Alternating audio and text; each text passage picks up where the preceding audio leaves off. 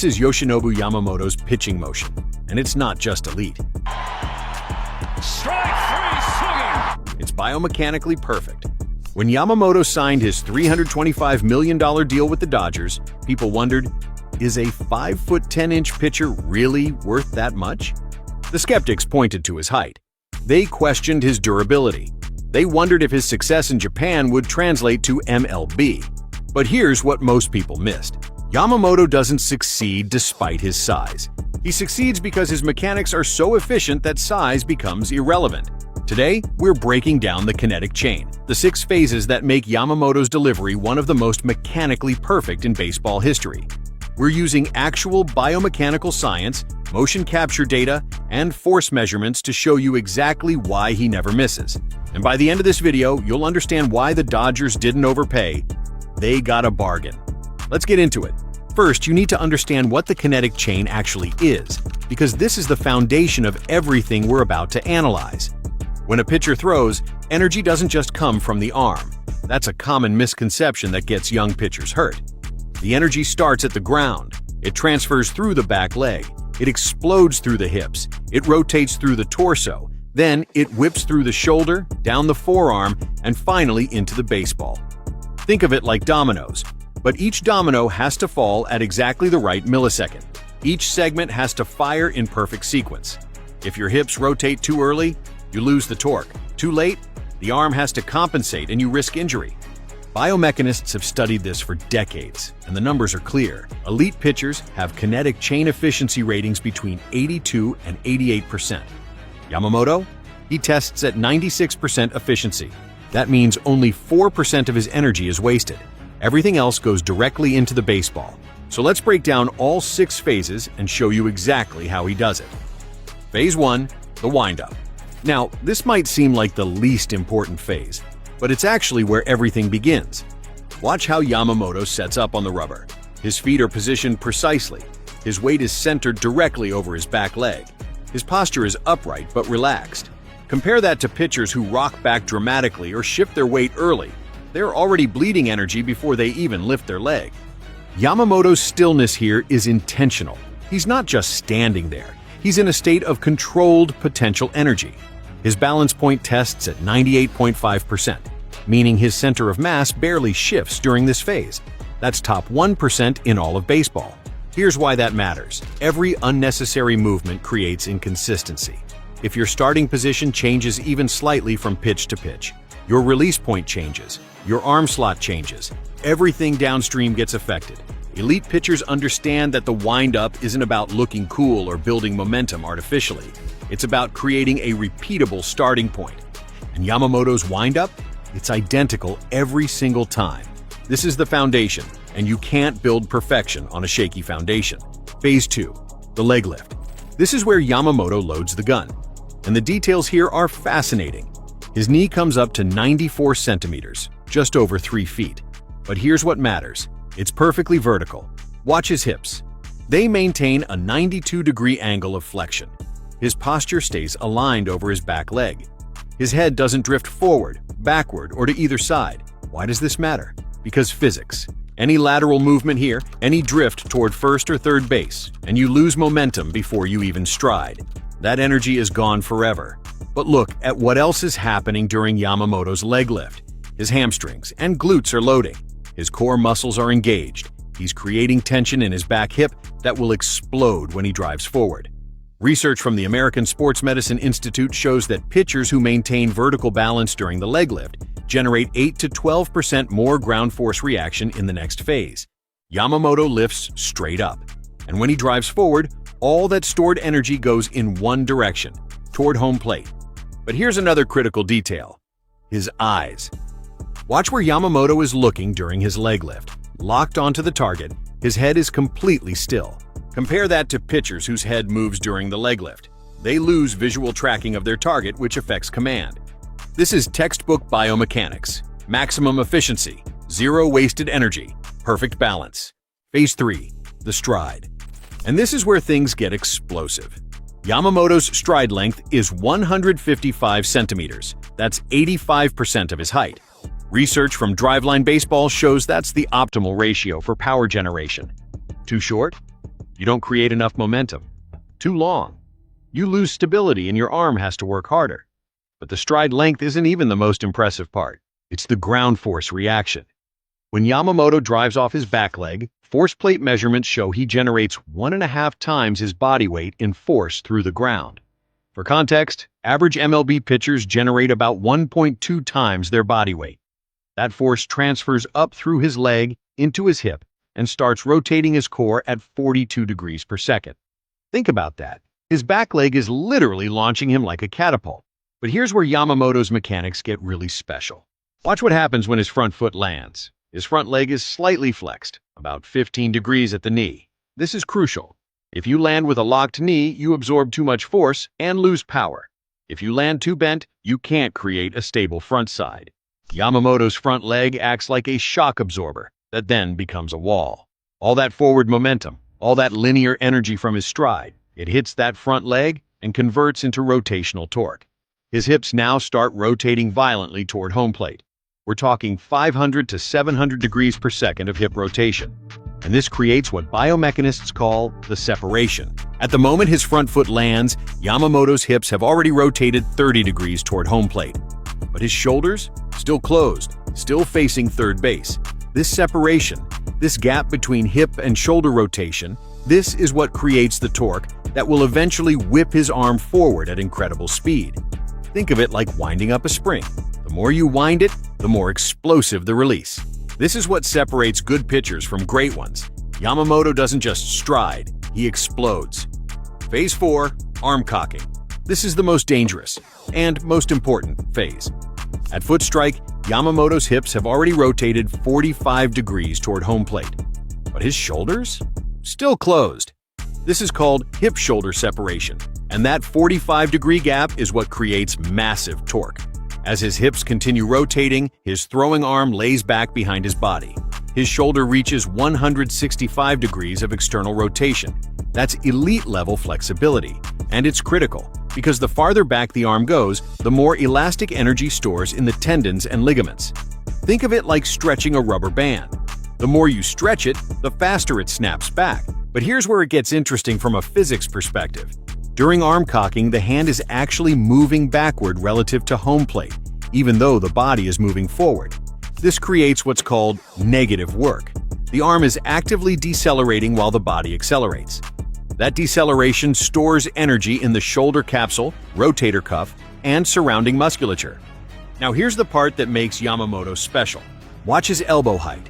His elbow is at the exact same height as his shoulder, creating what biomechanists call optimal leverage position. If the elbow drops too low, you lose velocity and put extra stress on the shoulder. If it's too high, you change your arm slot and lose command. Yamamoto's elbow height varies by less than 2 centimeters across different pitch types. That's insane consistency. And there's one more critical detail during this phase: his glove side. Watch how his glove pulls in tight to his chest. His lead elbow tucks in. His glove side shoulder actually pulls backward. This is called glove side connection, and it serves 2 purposes. 1. It creates even more torque by pulling the shoulders apart. 2. It stabilizes his spine and prevents his upper body from flying open too early. Average pitchers let their glove fly open. Elite pitchers pull it in. Yamamoto's arm cocking phase is textbook. Maximum layback, perfect elbow height, excellent glove side connection, and it sets up the fastest phase of all. Phase 5. Acceleration. This is where all that stored energy explodes. In just 50 milliseconds, that's 0.05 seconds, literally the blink of an eye, Yamamoto's arm goes from maximum external rotation to ball release. His forearm rotates internally at nearly 9,000 degrees per second. Let me put that in perspective. That's 25 full rotations per second. A Formula One engine redlines at about 15,000 RPM. That's 250 rotations per second, but distributed across 8 cylinders. Yamamoto's single forearm is rotating at speeds that rival precision machinery. This is faster than a tennis serve, faster than a golf swing, faster than a martial arts strike. It's one of the fastest recorded human movements in any sport. And here's the thing that most people don't understand. This speed doesn't come from his arm. It comes from the ground, from his legs, from his hips, from his core. Research shows that the legs generate about 50% of ball velocity. The torso and hips generate about 30%. The shoulder and arm? only 20%. The arm is just the last link in the chain, the whip at the end that transfers all that sequential energy into the baseball. Watch how each segment fires in perfect order. Back leg drives, hips rotate, torso follows, shoulders whip around, forearm snaps forward. Boom, boom, boom, boom, boom, like falling dominoes, but at incredible speed. And here's another detail that makes Yamamoto special. At the moment of release, his wrist snaps forward, and his fingers apply backspin to the baseball. High-speed cameras show he generates between 2,200 and 2,400 ERPM on his four-seam fastball. That spin rate, combined with his 97 mile-per-hour velocity, creates what's called rise effect. The ball doesn't drop as much as hitters expect. And because his release point is so consistent, varying by only 2.1 centimeters across all pitches, hitters can't pick up what's coming until it's too late. When every link fires perfectly, you get 97 mile-per-hour fastballs from a guy who's 5 feet 10 inches. That's not arm strength, that's biomechanics. Phase 6, the follow-through. Now here's the phase most people ignore, but it might be the most important for longevity. After ball release, Yamamoto's arm is moving at incredible speed. We're talking about forces equivalent to the crash test ratings of a car accident. If he just stopped, the deceleration forces would literally tear his shoulder apart. Instead, watch how his arm continues forward in a controlled arc. His throwing arm crosses his body, his glove side pulls in, his back leg kicks through, his whole body rotates to absorb the force. Research from the American Sports Medicine Institute shows that efficient follow-through mechanics reduce stress on the UCL. That's the elbow ligament that gets reconstructed in Tommy John surgery by up to 40% compared to average pitchers. Look at how Yamamoto's spine stays relatively straight through his follow-through. He doesn't hyperextend, he doesn't collapse to one side. That means the force is distributed evenly across multiple muscle groups instead of concentrating in vulnerable ligaments. This is why Yamamoto stays healthy, why he can throw 200 innings, why his velocity doesn't drop late in games. But there's another reason the follow-through matters: fielding position. Watch where Yamamoto finishes. He's balanced, he's athletic, he's ready to field a comebacker or cover first base. Compare that to pitchers who fall off the mound or finish with their momentum carrying them toward the dugout. The follow-through isn't an afterthought, it's injury prevention and defensive positioning built into the delivery. And it's the final proof that Yamamoto's mechanics aren't just effective, they're sustainable. So how does Yamamoto stack up against other elite pitchers? Let's compare him to some of the best mechanics in baseball. Release point consistency. Greg Maddux, 2.8 centimeters of variation. Clayton Kershaw, 2.4 centimeters. Yamamoto, 2.1 centimeters. Hip-shoulder separation at foot strike. Justin Verlander, 42 degrees. Garrett Cole, 44 degrees. Yamamoto, 45 degrees. Kinetic chain efficiency. Jacob deGrom, 89%. Sandy Alcantara, 86%. Yamamoto, 96%. Here's what this tells us. Yamamoto isn't just good. He's operating at a level of mechanical efficiency that's historically elite. And remember, he's doing this at 5 feet 10 inches. Taller pitchers have natural leverage advantages, longer limbs create longer levers, which should generate more velocity with less effort, but Yamamoto has optimized every other aspect of his delivery so perfectly that height becomes irrelevant. He generates elite velocity through efficiency, not through size. That's not just impressive, that's biomechanically remarkable. So let's bring this all together. Why do Yamamoto's mechanics work so well? 1. Consistency. His release point varies by only 2.1 centimeters. His arm slot is identical. Batters can't tell what's coming until the ball is halfway to the plate. 2. Efficiency. 96% of his energy goes into the baseball. Nothing is wasted. 3. Sequential timing. Every segment fires at the exact millisecond it's supposed to. This isn't talent. It's thousands upon thousands of hours of repetition. 4. Injury prevention. His mechanics distribute force evenly across his body. No single joint or ligament is overstressed. 5. The high three-quarter arm slot. At 75 degrees, his release creates a natural downward plane. That makes his fastball look 2 to 3 miles per hour faster than radar gun readings. This is perceived velocity, and it's why batters are always late. 6. Adaptability. These same mechanics work for his fastball, splitter, curveball, and cutter. He doesn't tip pitches. He doesn't change his timing. Everything looks identical until the ball breaks. When people ask if Yoshinobu Yamamoto is worth $325 million, they're asking the wrong question. The real question is, how do you put a price on perfection?